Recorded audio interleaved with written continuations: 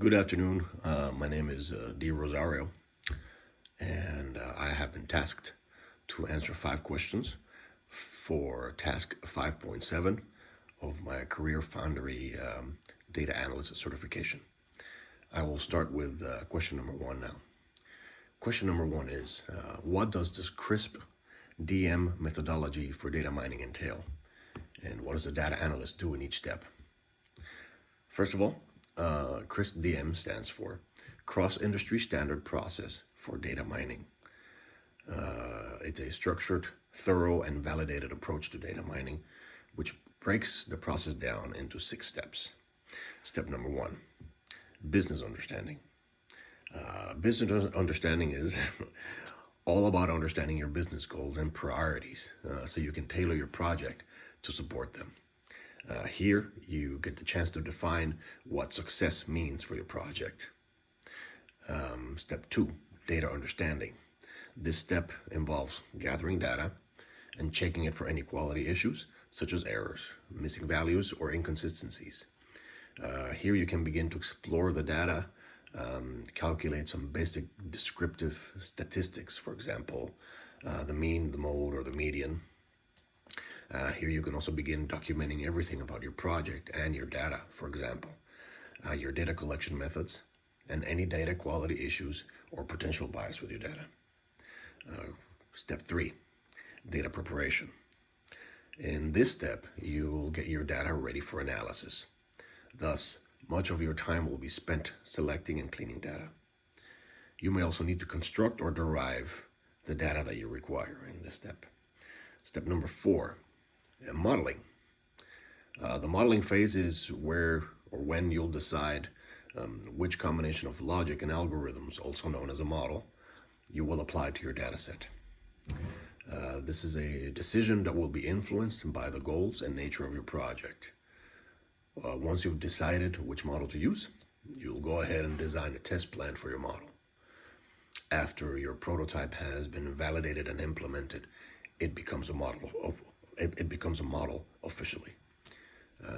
Keeping a record of everything you do and how you do it will show how you have followed the CRISP DM methodology and help others to understand how you arrived at your final results. Next step, which is step 5, is evaluation. Here, you'll assess whether your model meets the business goals identified in step 1, which is business understanding. Here, you take on any of the feedback from your validation team. And here you make sure that the visualizations of your model's results back up your arguments. And here you can also prepare a presentation to support your recommendation of whether or not the model should be deployed. Lastly, step 6 is deployment. And as the word means, the model that you create here will indicate that it will deliver the results consistent with your business needs, and therefore it can be deployed. Before I continue, I want to apologize. I've been suffering from a cold the last week, which has affected my voice, and my voice is not in the best of shape, so please forgive me for that. Moving on, question number 2. Explain what needs to be done before you can forecast time series. In other words, what does time series analysis involve? Time series analysis is a descriptive process that helps us to understand a set of data points arranged in chronological order. The goal is to find out why the data looks the way that it does.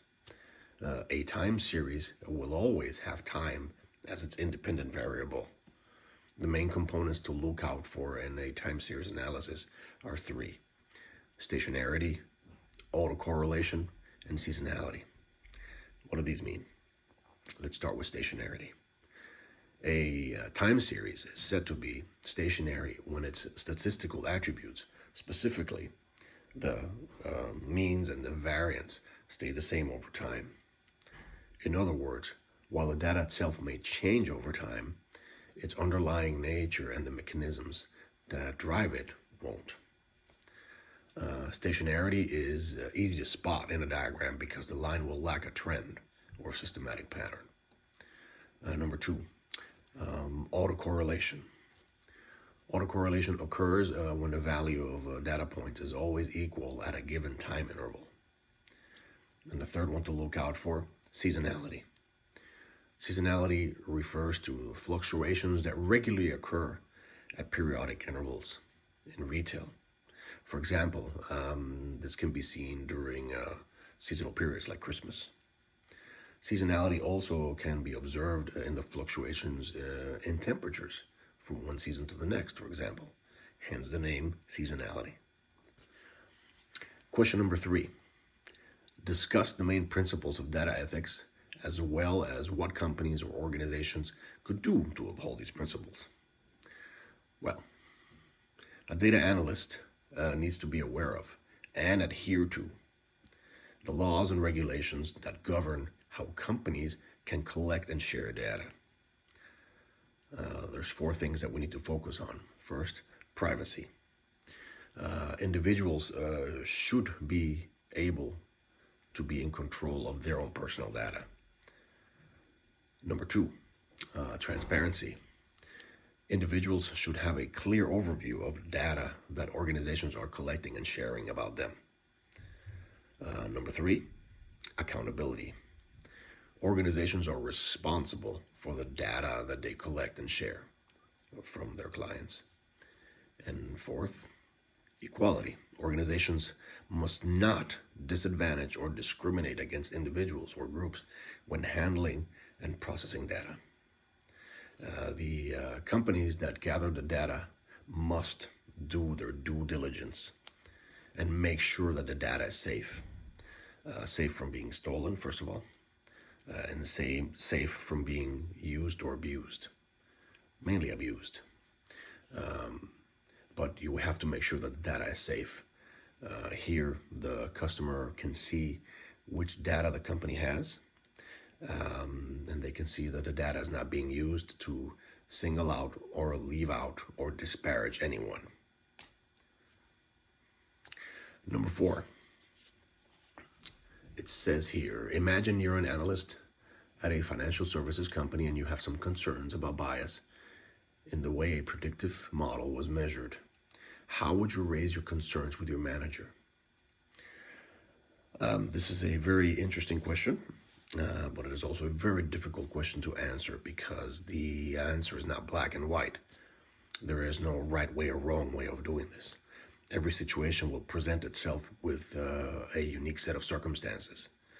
It could be anything from which company you're working for, or which organization, or which agency. It could be a governmental agency, it could be a private company, anything in between. It also will depend heavily on chain of command, who your supervisor is. Do you have an immediate supervisor that you answer to? Or would you have a head of a department that you answer to? Or you have a team leader that you answer to? Or a regional leader that you answer to? So it all depends on the hierarchy and which type of business or organization you're working under. The next thing that we have to look at when you are bringing your concerns up to the manager is the type of evidence that you're bringing in order to prove to the manager that you're seeing inconsistencies or you're seeing problems that are raising these concerns. You have to make sure that you have the proper evidence, because once you bring such a charge to the manager, waves will be created. Co-workers might be insulted or feel threatened by your concerns. They could be viewed as a threat, not a concern. So this has to be planned carefully and looked at almost through a microscope to make sure that you're not breaking any rules set by the company or by the agency or the organization, and you're not creating any dissent within the team or the group by bringing up your concerns.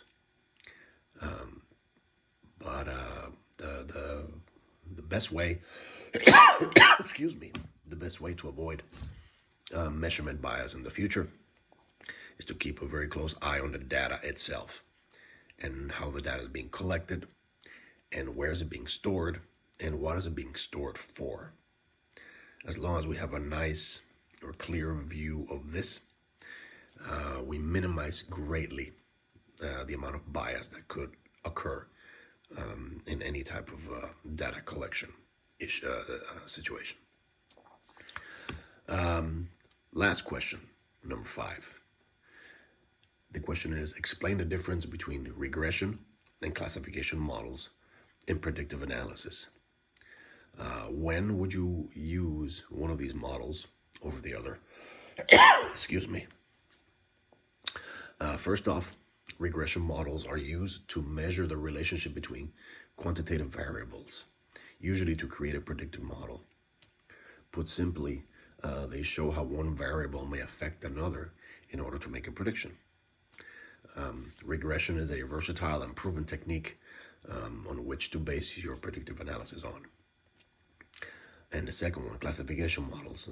Classification models predict what category an entity will fall into based on a set of predefined features. For example, they're frequently used to identify which customers would likely buy a product or default on a loan, for example, if we're talking financial data. Systems like clustering, decision trees, random forests, and k-nearest neighbor are all examples of classification techniques. Classification and regression are two foundational tasks that serve different purposes. Classification is employed more for when the goal is to categorize data into discrete classes, while regression is used to predict continuous numerical values. Selecting the appropriate task is critical for building effective models, as it impacts the choice of algorithms, evaluation metrics, and the overall model performance. Thank you once again for your time. Please excuse me once again for the condition of my voice, and I'm sorry for the coughing. I've tried several times to make this coughing go away and my voice to become better, to no avail. So I apologize for this. I hope it's not detrimental to this task. And I want to thank you once again for listening to me. Once again, my name is D. Rosario, and I am a data analyst student for Career Foundry. Thank you very much, and see you soon.